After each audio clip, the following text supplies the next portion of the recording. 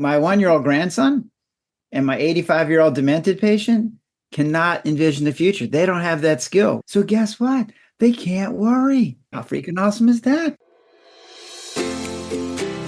Welcome to the Inspired Living with Autoimmunity podcast, the podcast for high achievers who want to stay sharp, focused, and full of energy despite their diagnosis.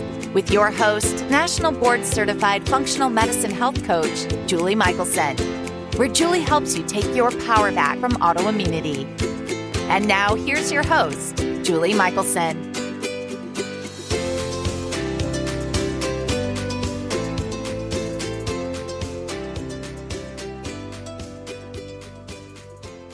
Welcome back to the Inspired Living with Autoimmunity podcast. I'm your host, Julie Michelson, and today we're joined by Dr. Gary Sprouse, a retired primary care physician who practiced in Maryland for 38 years. He graduated from George Washington University Medical School in the top 10% of his class, and he is a member of Mensa. Dr. Sprouse is extremely passionate about bringing happiness into people's lives through humor, compassion, and understanding. He's committed to helping people improve their mental health. He's taken everything he's learned about stress reduction and crafted his book, Highway to Your Happy Place, A Roadmap to Less Stress, and reading just one chapter can change your life. In today's conversation, Dr. Sprouse shares tips and strategies from his work and his book on how we can all create our happy place, and we discuss the skills that we can exercise to manage our stress in a way that supports health and happiness. Gary, welcome to the podcast. Julie, thank you so much for having me on. I am super excited to be here. I am as well, and I'm excited about what I am presuming is your mission, just from the work that you've been doing and your book. And it is, I think, such an essential part of healing. And so tell us a little bit about your shift of how do you go from primary care to this author who's inspiring people to find their happy place. Yeah. Wow. Okay. So as a primary care doctor, I did that for 40 years. And as a primary care doctor, patients would come in all the time with these medical conditions, high blood pressure, diabetes, all these anxiety disorders. And they would say things to me like, Dr. Sprouse, I'm worried that I worry too much. And I'm like, well, then you probably are worrying too much, right? Yeah.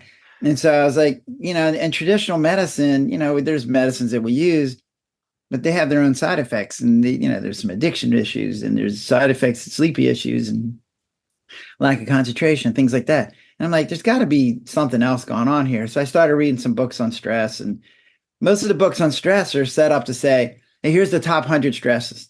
Like you lose your spouse, you lose your job, you get an illness or something like that. And you're like, well, that's great. But, I know people when they get divorced, they're really happy about it. Like, or their spouse dies. Thank God they finally, right. It's like, I'm like, so what is it that makes it so stressful? Right. And it was interesting because two things that came out of this. First off, here's what I would say to my patients. So if you weren't so stressed out, where would you be? And they're like, I don't know. Never really got that far. I only thought about being less stressed. And I was like, oh, well, so we need a destination because if you don't know where you're trying to get to, how the heck are you going to get there, right? So that's when I started talking about happy place. And then the second thing was, as a doctor, I'm used to writing a prescription that says, hey, here's a medicine for your blood pressure. It works great. It might have a side effect, might make you a little sleepy, might make you a little dizzy or something like that, but we'll work on that, right? So, and I turned that on to humanity, right? So humans have these amazing skills. As an example, we have the ability to envision the future. Yes. Amazing, right? Yes. Like we can go, hey, next week we're going to do this, or next year, or 10 years, or a billion years from now, this is what's going to happen, right? But, and here's the key, is it has side effects. So our skills have side effects. And you're like, wait, what does that mean? So if you can envision the future, then that means you can worry about it too. Mm-hmm. So my 1-year-old grandson and my 85-year-old demented patient cannot envision the future. They don't have that skill. One never hasn't gotten it yet, and the other had it but lost it. So guess what? They can't worry. Right. How freaking awesome is that? They don't have the ability to worry because they don't have the skill with the side effect. But they're also not very functional either because we have to take care of them because they can't envision the future. Right. So then we can do is say, well, okay, well, let's just get rid of the skill. So what I hear a lot is, we'll just live for today. And you're like, well, okay, that's a nice thought. But first off, it's impossible as a human because we spend way too much time in the future. Right. And second off, like, why would I want to give up my greatest skill? Because it has a side effect.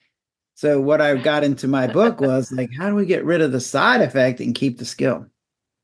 I love that. And you know, that's the first step to creating anything, wellness, whatever, fill in the blank is envisioning it. So I love that this idea of you can't just make a change and avoid, right? So you can't say, Yeah, okay, no. I'm not going to like, it's the same whether we're talking about, you know, making a diet change or any other habit change, is like, you need to have that filler, like, where are we going?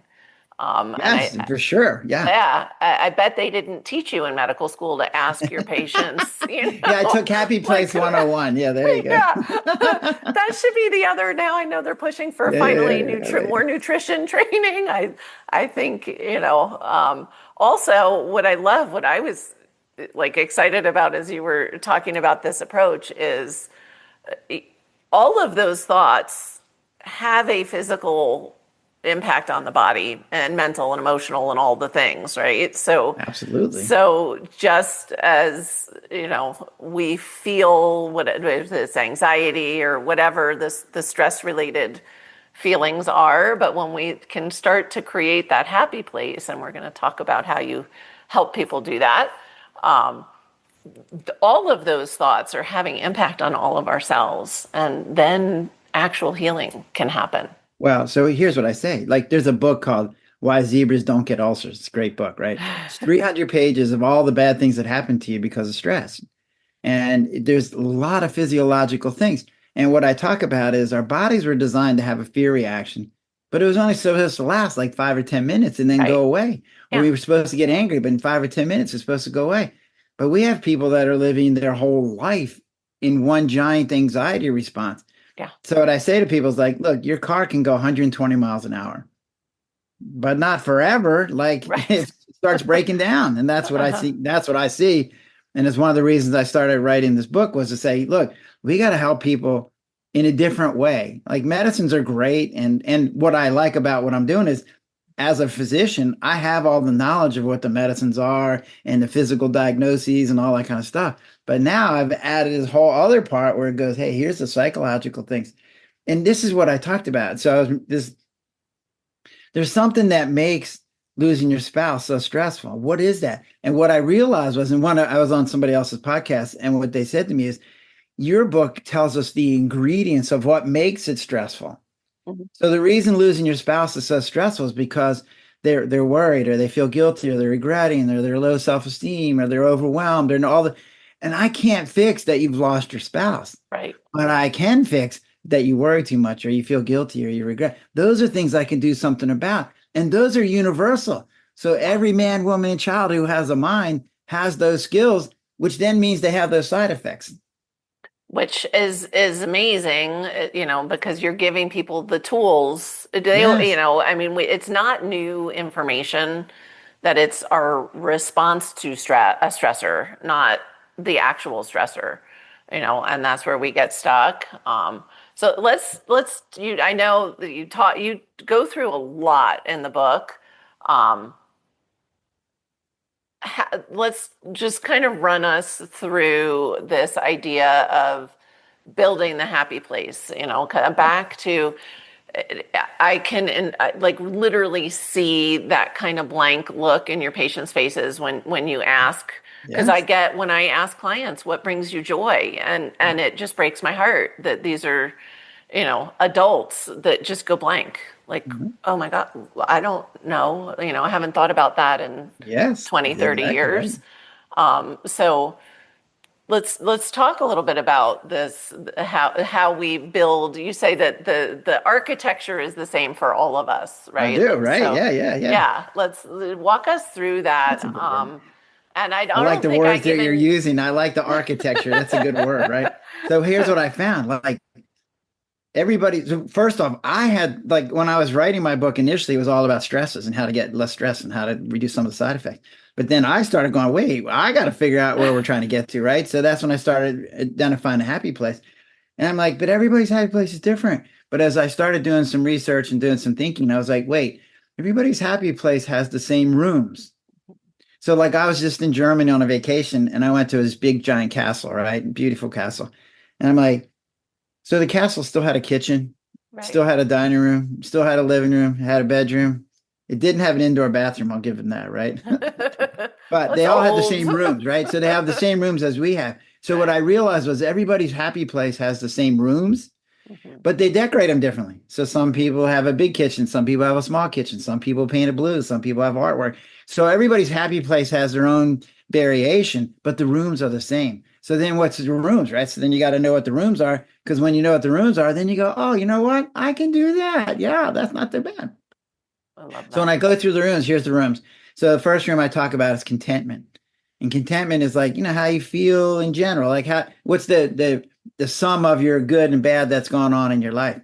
And what I found with that is mindset makes a huge difference. So one of the books that I got involved with is called Mindset Matters. It's of Jack Canfield, and I was a co-author with it. Became a number one bestseller. Yay. Yay. But in that book, what we talk about is mindset, and each author gives their own deal of how mindset changed their situation. Mindset is just something I can change today. Like it's how I think about it, right? So I've met plenty of rich people who are miserable and plenty of poor people who are really happy with their life and really contented. So, here's a study that I brought up. They took people that had won the lottery, won $1 million. Oh. And then they took people who had become paraplegic from a car accident. And they looked at them in 1 year. And guess who was happier? Yeah, it's wild. I'm imagining the so you couldn't tell who was happier out of 1 year from somebody who won $1 million and somebody who became a paraplegic. Like, wait, what? Mindset, man, that makes a huge difference, right? Yeah. The second thing is then pleasures. And we all need pleasures. And so we talk about big pleasures, like my niece is graduating from high school and going to college. And, my friend just had a grandkid, right? And it's like we have these big things that go on. But I was just reading this book, and what he talked about is a guy named Sterling. He goes, what we were meant for was having all these little pleasures every day, all the time. And he said it came down to like something tastes better than you thought. Well, that should give you pleasure. Or you found something to eat, or you found something to drink, or you were safe and you didn't get hurt today. And it's like, I play basketball on Thursday nights, and like my goal is to have fun and not get hurt, right? Right. So when I get done, I didn't get hurt today. Yeah, right. So we're supposed to have these 1,000 little pleasures every day, but we're so busy and we're so miserable that we like totally ignore all that, right? Yeah, absolutely. Right. So that brings me to the third one, which is gratitude. Gratitude is how you find all those little pleasures, because what I see is that we take way too much for granted, even when we're trying to be grateful. It's hard. So again, I was in Germany, right? So I'm in this castle. I'm like, wow, this is a really nice castle, right? But I'm like, wait, this castle doesn't have air conditioning. It doesn't have a phone. It doesn't have a stove. It doesn't have windows. Like, wait, what? And it's like, my little house has way more stuff than the King of Germany had 500 years ago, right? Right. So I had this thing I call a 50-point wake up. And I wake up in the morning like 10 points, I'm alive. 10 points, I got food. 10 points, I got water. 10 points, I'm safe. 10 points, my wife's safe too. Yay, right? 50 points just by going opening my eyes in the morning. Yay, right? Another day. And it puts you in that mood of being grateful for what you have. Because patients will come in and say, Doc, I'm falling apart. I'm like, really? I said, do your eyelids close? And they're like, well, yeah. And I'm like, yeah, I have patients that they don't. So don't take that for granted. Right. Thank God that your eyelids close, right? Yay, right? So then the next one is I call anticipation of pleasure. And this is where our ability to envision a future comes in. So we can look into the future and go, oh, that's going to be nice. So I'm getting ready to go on another vacation soon. And I'm like, oh, and in my mind, I get all the same pleasurable sensations as if I'm on the vacation. And it goes on for months and months. And in my mind, the vacation's perfect. Like the car doesn't go flat. The reservations all work, right? Yeah. The place is all amazing when I go there, right? So these are all cool things that go into the next room is what I call fulfillment. And fulfillment is made up of three things. One is learning, because turns out learning, curiosity are very pleasurable activities for most people. Two is giving. And so we're a communal organism. So when we're giving to other people, we really like that, right? It makes us feel good. And the last one is purpose. And what this is one of the things that I've seen with people is that we finding, like, for, cavemen, finding food and water and being safe, that was enough to fulfill you. But nowadays, that's so easy. It doesn't count. We don't So we have think to about find it. other things to fill us. So you've become, a functional counselor. And it's like, that fulfills you. I can see that, right? Right. And so not everybody has that luxury. So some people have to find what it is that fulfills them. And that it's And not always sometimes so it easy. changes Yes. too. And it changes. That's exactly right. So my purpose used to be, hey, get up in the morning and take care of patients. Now it's, hey, get up and try to get people into their happy place, right? Yeah. And then the last room is one I call CASH, and it's an acronym, and it stands for a couple of things. So it stands for being connected and feeling in control, being accepted and feeling like you're appreciated, feeling safe, which is a really big deal, and then having some spiritual feeling. And then the last one is having hope. And it's like, what I see is, when people get into a place where they think my life's miserable, which is a lot of people, right? Mm-hmm. But when they add, and it's never going to get better, that's when they get in trouble. Yeah. Well, they're putting a stake in the ground. And if you think I liken it to, again, back to the power of our thoughts, right? When I was diagnosed with rheumatoid arthritis, I was told, you will decline. We'll keep you as comfortable as we can for as long as possible, and we'll try to slow that decline. Well, shocker that I spent the next 11 years declining, Yeah. right? Because that was my expectation. Wasn't even in the realm of possibility in my mind that I could do anything but decline. Yeah. And now here I am, however many 20 years later, You look pretty good for declining, right? doing way more than I was doing 20 years ago. Pain free, like it's. And I say to people all the time, like, I am not I mean, we're all special in our own way, but we are designed for healing. We are designed for joy, connection, pleasure, all the things on your list. I think Yeah. So that book I read by Sterling, one of the things he talks about, he said, we talk about homeostasis, where it's basically you have a blood pressure and your body's doing everything to keep it in that range. Mhm. What he talks about is called allostasis. And allostasis is, he goes, your body's trying to predict what's going to happen. So when you spend your life being anxious, your body goes, hey, you're really anxious. So we got to keep that blood pressure up because apparently there's something dangerous something's trying to about get to to us. happen. So I'm going to do everything I can to keep it up because I know what's coming down the road.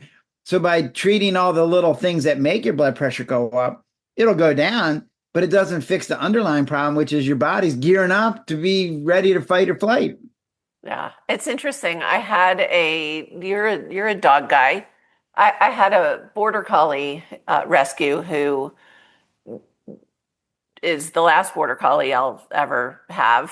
So but his whole problem, people were like, does he bite? No. He didn't chew. He didn't go to the bathroom in the house. But the poor dog spent his day trying to anticipate my next move. Yeah. And he lived in that anxiety. I had kitchen cabinets I wasn't allowed to Really? touch because the metal mixing bowls were in there and they make a noise. Like, he was just hyper vigilant all the time. Really and interesting. he's like the perfect example of how unfortunate it can be when we get stuck in that state. And I find you see this a lot, like, people will be like, well, I'm not stressed. And then they They don't, yeah. list, they're so stressed, they've lost, it's like having a pain point that eventually you just don't feel the pain anymore. No, when I was in school, I lived in a suburb of Washington, D.C. and commuted into D.C. When there was no traffic, it took 15 minutes. When there was traffic, it took an hour. And when there was bad weather or an accident, it took 2 hours, right? Yeah. And you're like, it just became so a part of you that you didn't even pay attention. But now I live in a rural area that's a couple hours outside of DC. And when I get to DC and I get into traffic, I'm like, now I can feel it. And I'm like, Right. oh, right. I'm like, I felt that every day. Just didn't even know it. Right. Right. You just weren't even aware of it, and those are some of the things. I love that you brought that up, because people don't, you can go down the list of the major life stressors. But it's that you talked about, we're meant to have this stress response, or feel an emotion and then return to baseline. And it's the big things on top of the little things that just drive. Our body doesn't know the difference between traffic's Does really not. bad and I'm going to be late versus, there's a tiger chasing me down. It's, Yeah, that's exactly right. Yeah. you No. know, Well, and this is where worry comes from, right? So worry. So what I said is, okay, here's your happy place. And once you identify it, you go, wow, I can get there, right? That's not even that tricky, right? You just have to pay attention. But then you go, well, but there's things that are keeping me from that happy place, and that's where the stresses come in. So when I talk about worry, one of the things that I would say to people is like, okay, well, tell me what worry is. And they'd get that same look like, well, I got this one. And they're like, well, wait. And then they find that it's actually not so easy to define. mhm. And what I found as a doctor, like 300 years ago, when we diagnosed somebody with diabetes, we said, oh, your sugar's too high. And so our only advice was, we'll eat less sugar. Right. So when we started learning, oh, it has to do with insulin and your pancreas and your liver and your stomach hormones and and insulin transport. Well, then we got way better tools. So now our treatment of diabetes is so much better it was just when I started practice, Sure. right? And so what I found with all these stress things is I think our definitions have been way too superficial. So our treatments have been very generic. It's like, well, do mindfulness or do yoga or do whatever, right? And it's like, so when you make a better definition, then you can get better tools and you get better results, right? And so I ended up defining worry as, hey, I'm using this amazing skill that I can envision the future, but I'm using the skill to focus on all the bad things that can happen, which then sets off a fear reaction right now. But because the fear reaction is to an idea and not to a thing, there's nothing to make it stop. Because anytime I think the idea, it sets off the reaction. So, like my dog, I use her as an example. Like if a big dog comes in my yard and she can smell it or hear it, she furs up and she's right. But then as soon as the big dog goes away, she's laying back down, hanging out, right? I'm sitting there going, what would happen if my grandson was here? What if I was outside? What if they, right? So it's like I can think a whole bunch. And I found the smarter you are, the more things you can think of. Right. And this is why social media has caused so much increase in our anxiety. So even though our life is so much better because of all the things that we have available to us, our stresses are gone up because social media on a minute by minute basis is presenting us with every bad thing that anybody could think of. And it's like, so you see a It's plane like crash in proof. India, but Yeah. they don't give you the balance of like 1 million planes landed safely yesterday. And it's like, Right. yeah. And so we get, like we go, oh, Iran just got bombed. Oh, Gaza. Oh, Ukraine. Oh, like, and it's like LA. Like we hear all these things over and over and over and over again, which, as you say, sometimes we don't even pay attention to how stressed it makes us feel Right. because it's sort of like that baseline. We don't even realize there is something below the baseline. So, Yeah. I love that you use the word skill because I think so many people, when it comes to their own personal psychology, of like just it's almost the same for me as a diagnosis. Like we identify, we just like slap our labels on, right? Like yeah. I'm a worrier, I'm a, and I've done it. I'm a Jewish mama from the East Coast, Yeah. like, It's our but identity. but once you realize that changing your thought patterns is a skill, right? And it's a skill we all have. Like Yes.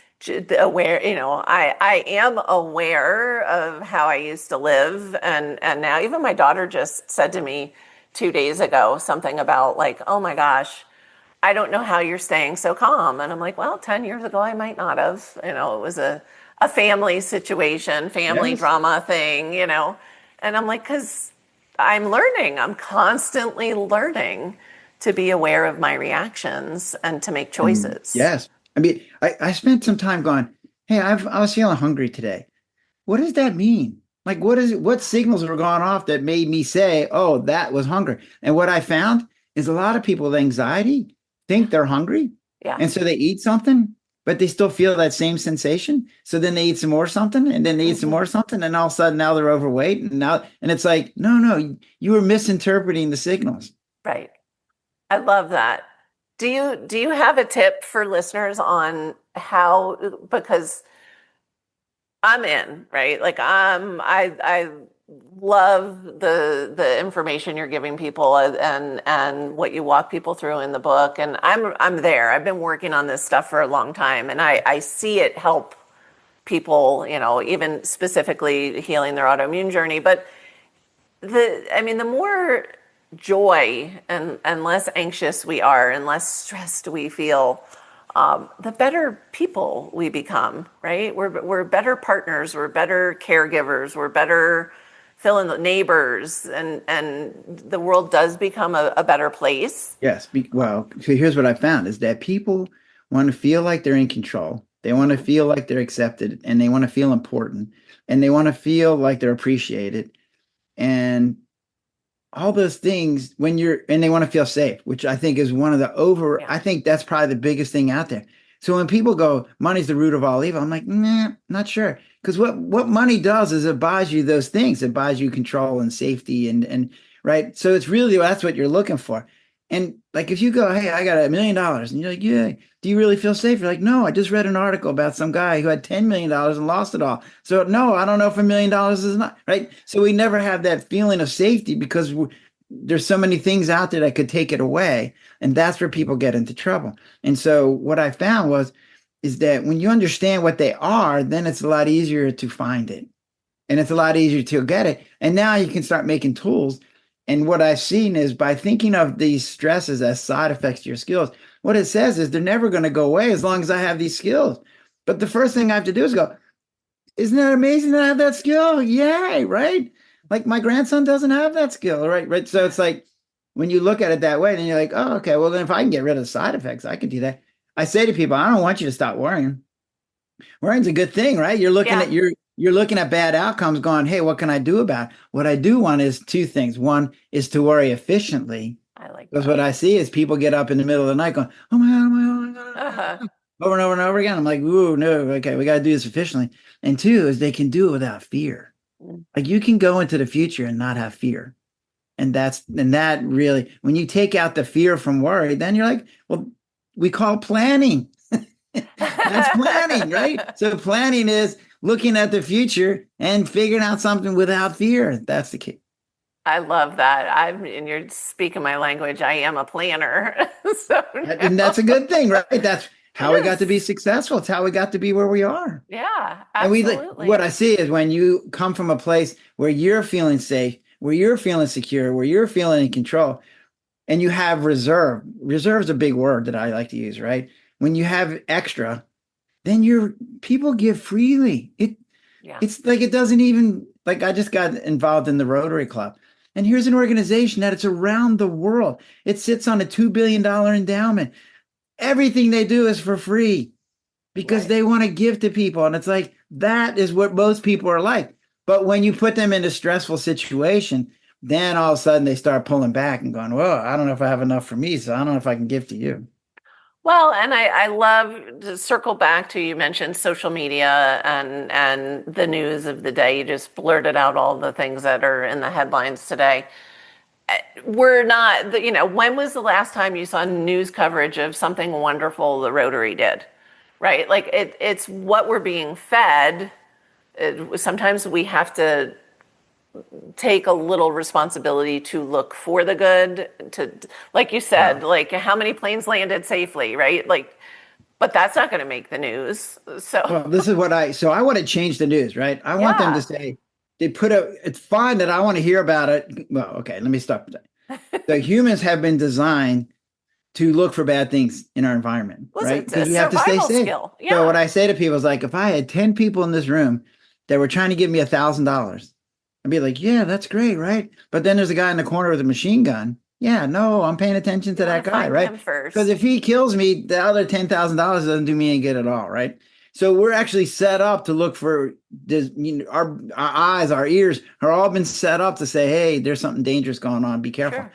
So when you apply that to our world, because now our world is not just where I'm at in my house, it's my state, it's my country, it's my earth.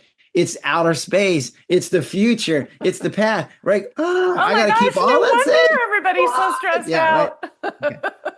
Yeah. So it gets tricky. Yeah. So you have to really you have to change that habit of focusing on bad things. So and when I do a seminar, I go, okay, tell me all the bad things that can happen. And people go, and they're like writing away. And I go, okay, tell me all the good things that can happen. They're like, Blank. no, that's not going to happen. Right. And you're like, no, it's just as likely a good thing's going to happen. That's in fact more likely a good thing's going to happen than a bad thing. So, yeah. And like you said, so much of it, and it is an exercise and a skill.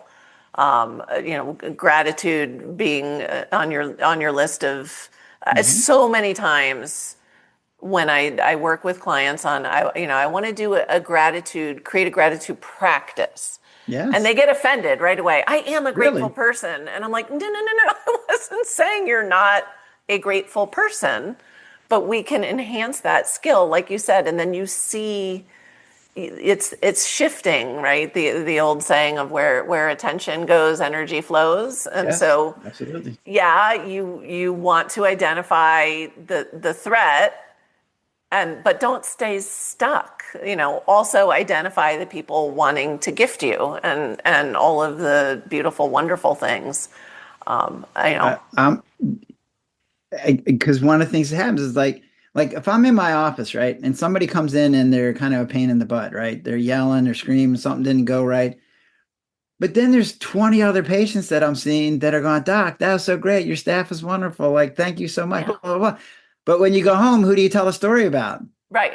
You tell a story about the person that was a pain, right? And it's like, stop. Like my wife just did this the other day. She goes, the traffic in our area sucks. And I'm like, what are you talking about? She goes, well, on Friday, we live in a corridor that goes from DC and Baltimore to the shore, right? So people drive through us to get to the beach, right? Yep. So on Friday night and Saturday morning and Sunday afternoon, traffic is horrible and you can't get to the grocery store and stuff like that. And I'm like, honey, seriously, like for 5 hours on 3 days out of the week during the summer, the traffic is horrible, but every other time it's just fine. And it's like, she's like, no, that's not true. Okay, right. And So you we live have in that such an tendency. amazing place that, Yes. it's the same in Colorado with them anywhere or Jersey with the shore yeah, it is. But we do, I don't know if she feels lucky that she has you to point that out, but No, she does not, right? No, she does not. But I like this because in New Jersey, they call it the shore. Yes. Here in Maryland, you call it the beach. right. Yeah. Same continuous sand, but all It right. is, different same names. coast, right? Same place. I think only in Jersey is it called the shore. Like, Yes, because absolutely. I lived in I grew up Florida, in it was the Philadelphia, beach. so yeah, you Yeah. went to the shore, right? So Yeah, I think it was just so that we knew what we were talking about, and maybe nobody else did. I don't maybe, know. I don't know. But it is a choice, and I'm assuming you sometimes catch yourself focusing on the negative, or we talk about this as being a skill. So does that mean that you've got it nailed? You wrote the book, so Right. No, well, mic drop. so here's what I found. Like a lot of people that I see are overwhelmed. Mhm. Okay, and here's the problem: that the people that are overwhelmed, they come in and here's their symptoms. They can't sleep, or they sleep too much, or they eat, or they don't eat enough, or they're anxious all the time, blah, blah, blah, and they get diagnosed with depression. And I'm like, he's not depressed. He's just overwhelmed. Because giving the medicine might make him feel a little bit better, but so does drinking and having a beer make them feel better, right? I mean, it's not they're beer deficient, right? So it's like we keep diagnosing them with serotonin deficiencies, and we need to, right? And you're like, no, they're just overwhelmed because as humans, so your dog and my dog, they get one thing in their head. That's it, right? I'm hungry. I'm going to eat. I got to go to the bathroom. I'm going outside. You're trying to get into a cabinet. Like, no, don't get in that cabinet. Don't make noise, right? So it's like, but we can handle 5 and 10 and 15 and 20 things at a time. So what happens and here's the word I use, when you lump, like you put it all together. Yes. I don't know why humans do this. Think about this. Like when you're lumping, you go, oh, like my doctor said this and my car did that and right? And my house did this. And then like, oh yeah, and I forgot my tire went flat yesterday and they add something on top. I'm like, why are you adding? Like you already got enough. Stop adding, right? But when you get this lump of stress, you're overwhelmed and you're like, you're past your coping skills. You have no idea what to do with it. And you're freaking out. And then being overwhelmed becomes one more problem. And it takes away all your energy to try and even deal with whatever you got going on, right? So what I talk about is shoe boxes. And I got this from a friend of mine. Okay. So think about this. You walk into a bedroom and there's 100 shoe boxes. And the bottom's here and the lid's here and the left shoe's there and the right shoe's there. And there's 200 shoes and they're strewn across the room. And you walk in, you're like, oh, right. You're freaking out, right? But if you walk into the room and there's 100 shoe boxes and the box, the lid's on, the shoes are inside, the piece of paper's wrapped around her, and they're all stacked up nicely inside the closet, same amount of shoe boxes. Yeah. Now it's not overwhelming. You go, man, I got a lot of shoes. But not overwhelming because now you just take down one shoebox, you look at it, you put it back up. So when people can compartmentalize, so I just did this with a client of mine. She's getting divorced, starting a new business, getting older, trying to figure out what she's going to do with her life, blah, blah, blah, blah. And I'm like, and she's like, she's got a house, this house, and they got another house there. And it's like, you can see she's getting overwhelmed and it's paralyzing her. So when we talked about shoe boxes and compartmentalization, you could hear her just calm down going, oh, okay. Yeah, that problem's not overwhelming by itself. It's only when I let it bleed into the other ones that it starts causing problems. So the more separate you can keep the problems, the more fixable they are and the less overwhelming they are. And then you don't have to take a medication to cure depression, right? I love that. When I was younger, I used to think of people with the ability to compartmentalize as like a negative. It's just my own personal, right? It's always perception, and it is it's a gift. It can become a gift. It can be a gift if it's used to, like you said. I like that idea of like not letting one thing bleed into the other, bleed into the, then you're walking around with 1,000 pounds on your shoulder. Yes. And I also want to highlight, and listeners know I talk about it often, especially for those that have been in a chronic illness or autoimmune path, even most especially pre-diagnosis, right? When it's like something's wrong, but they don't know what's wrong. Oh yeah, that's the worst. The first thing, especially women, are offered, when they're complaining of fatigue and their labs look fine, is that antidepressant. And it's like, stop. Like, we're not, there's a time and a place. Also, those don't even get me started. Those were meant to be short-term, like acute care medications that are now just, it's the Band-Aid. It's almost like, be quiet. No. I don't want to. It's a huge amount of our population on an antidepressant, right? Yeah. Like a crazy amount, right? Yeah. Yeah, but I mean, one of the things that I've seen. I'm not saying it's all bad. Like I don't. I mean, what I've seen with physicians is they are trained a certain way, right? Sure. And two is that they're busy and their time constraints are more than they've ever been, and so they're looking for something that's fast. Yeah. So when they do a bunch of tests and they don't see the answer, their first go-to is, well, then it must be you, right? And then they go, oh, if it's you, then you have anxiety, you have depression. Oh, and we have a medicine for that. Here it is, right? And you're like, go see a psychiatrist or go see a psychologist or whatever. And it's like, one of the things that I learned was when I refer somebody to a psychologist, 75% of the time they don't go. So I can say, I got to sit there in my office and go, I'm going to send you a psychologist. I did my job. I sent you a psychologist. Knowing that 75% aren't going to go, or I can learn to do it myself, which is what I ended up doing. And here's what I found. Patients didn't mind coming to the doctor. They go, if somebody said, hey, where are you going? I'm like, I'm going to go see my primary care. And then we talked about depression and being overwhelmed and anxiety and Right. It was fine because I'm there at their primary care doctor. If they go, hey, where are you going? I'm going to see my psychologist. Like, oh, what's the matter with you? Right. So it's like, there's this sort of stigma that goes along with psychological care that doesn't go with primary care. But primary care doctors don't have the time that it takes to sit down with a patient and go through some of these issues because they take time. Which is why you can get a copy of Highway to Your Happy Place, the roadmap to less stress. So amazing. For people that are listening on the go, where's the best place to find you and or find the book? Right. So the book is on Amazon, and literally in the next 2 weeks, the audiobook should be coming out. Yeah. And I have an online course that's going to be coming out, and you can find that at thelessstressdoc.com. Okay. And it'll be on there. It should be coming out in a couple of weeks. These have Love been it. like a year in the making, right? Always. No, But here's what I you're found, almost like there. when you write in as an author, like as a doctor, I would be in the room with somebody and I could see in their face whether they're getting what I'm saying or not. But when you're writing a book, you have to be way more generic, and that makes it difficult. So what I say to people is, email me if you want. I'm at lessstresseddoc@gmail.com, because what I see is, like, the book will talk about worry in general, but people have specific things that they worry about. And so if you need something more specific, just email me. I love that. So we're at the point where listeners are leaning in because they know I am going to ask you for one thing listeners can do starting today to improve their health, their stress level, their life experience. Okay. Well, besides buying my book, here's what I say to people all the time. Do not resign yourself to being stressed out. There are so many things out there, so many resources. Julie, me, all these people are out here trying to help you out. Do not sit in your cave, in a dark cave, thinking I can't get out. Do not resign yourself to that. There's ways out. You can get better. You can have a happy life. Spend all your life in your happy place. Amazing. Gary, thank you so much for the work that you're doing, and not to discount all of your years of practicing primary care, because that was very important as well. But we're really, really grateful that you have decided to take this message broader and reach more people with it, because I can tell you people need it. That's very nice. Yeah, appreciate it.